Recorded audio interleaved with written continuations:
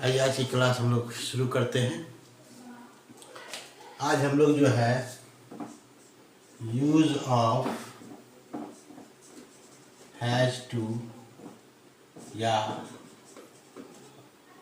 Have to इसके बारे में हम लोग देखेंगे। पिछली कक्षा में हम लोगों ने देखा था कि किस प्रकार से हम is to, am to, are to का प्रयोग कर सकते हैं। आज का क्लास में हम लोग जो है हैज़ टू और हैव टू का प्रयोग देखेंगे। Is to, am to, are to के साथ साथ हम लोगों ने वाज टू और वर टू का भी प्रयोग देखा था। तो उसमें हम लोगों ने ये देखा था कि कोई भी चीज़ विलिंगनेस के साथ जब किया जा रहा था या करने वाले थे हम लोग, तो हम लोग इज एम आर का जो है टू के साथ प्रयोग करते थे। और जो कोई कार्य जो है बीते समय में विलिंगनेस के साथ किया गया सेंस में जब होता था तो हम लोग वाज टू या वेयर टू के सेंस में उसका प्रयोग करते थे।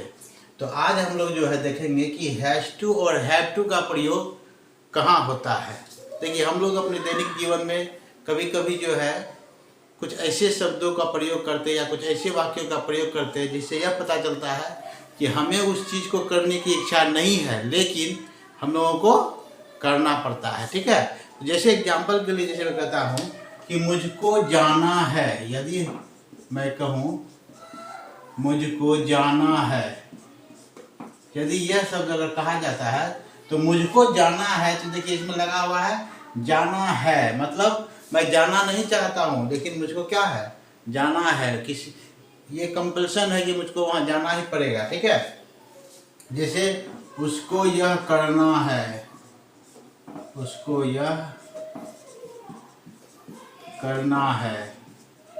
ठीक है, तो देखिए सब में है। जब पहले जो हम लोग क्या थे, मैं जाने को हूँ शब्द का प्रयोग करते थे, विलिंगनेस दिखाता था। लेकिन इसमें क्या है, मुझको जाना है, मतलब मुझको जाने की इच्छा नहीं है लेकिन मुझको जाना पड़ेगा। इसी सेंस में जब इस तरह का वाक्य रहे, मुझको जाना है, उसको यह करना है, आपको पुस्तक पढ़ना है,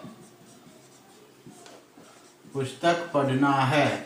देखिए, जब इस तरह का जब वाक्य हमारे बीच में आता है तो इस तरह के वाक्यों को इंग्लिश में अनुवाद करने के लिए, इंग्लिश में ट्रांसलेट करने के लिए हम लोग हैज़ टू और हैव टू का प्रयोग करते हैं।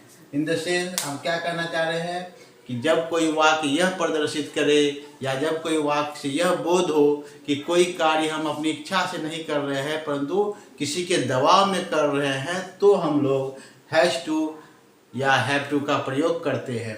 पिछले कक्षाओं में हमने देखा है कि हैज का प्रयोग किसके साथ करना है और हैव का प्रयोग किसके साथ करना है, इसके बारे में भी हमने आप लोगों को बताया है। तो उसी के हिसाब से यहाँ पे भी जो है हम लोगों को जो है पर्सन का प्रयोग करके, प्रोनाउन का प्रयोग करके इसमें जो है हम लोग क्या कर सकते हैं, इस वाक्य को बना सकते हैं। जैसे कि मुझको जाना है, यानी कि मैं, मुझको मैंने क्या हुआ, मैं। तो देखिए मैं के साथ यानी कि आई के साथ किसका प्रयोग होता है, हैव का प्रयोग होता है। तो इसका अनुवाद हम लोग इस तरह कर सकते हैं, आई हैव टू गो।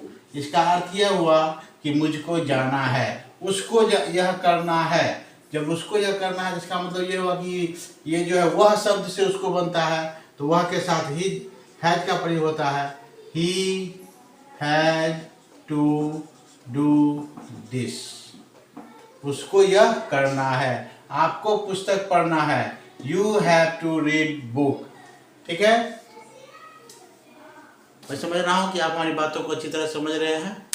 जब कोई वाक्य यह प्रदर्शित करे या जब किसी वाक्य से यह बोध हो कि कोई कार्य विलिंगनेस के साथ नहीं किया जा रहा है, किसी के दबाव में किया जा रहा है, तो उस वाक्य को इंग्लिश में अनुवाद करने के लिए हम लोग हैज़ टू या हैव टू का प्रयोग करते हैं। उस तरह का वाक्य जो है इस प्रकार से लिखा जाता है, मुझको जाना है, उसको यह करना है।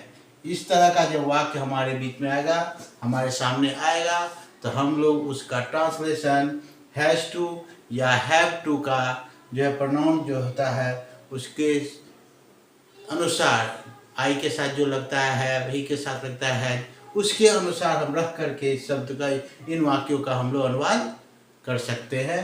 एक बार फिर से यही है कि हम लोगों को प्रैक्टिस करना है। प्रैक्टिस करने से हमारा जो है नॉलेज और बढ़ेगा, हमारा आइडिया क्लियर होगा। सो यदि आपको हमारे वीडियो अच्छे लगते हैं, please like and share also. Thank you so much.